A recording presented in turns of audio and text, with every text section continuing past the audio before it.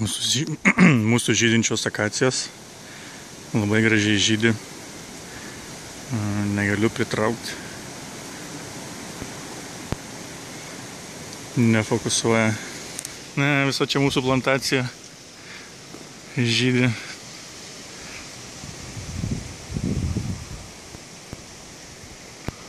Žiūrėsim, kaip jos čia plėsis per laiką.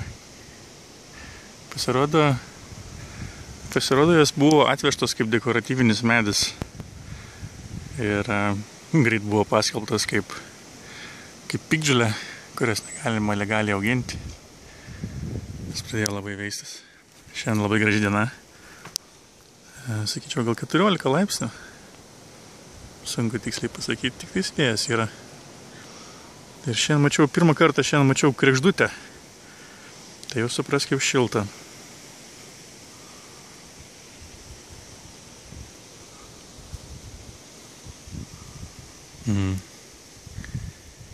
Kaštonas. Dar ne vienas medis neatsibūdęs.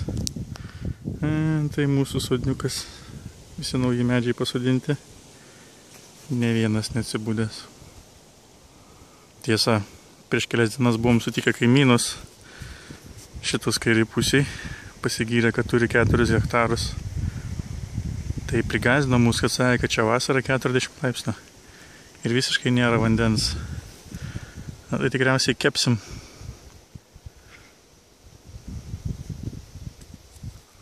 Arba vešim vandenį tanklaiviais iš Lietuvos.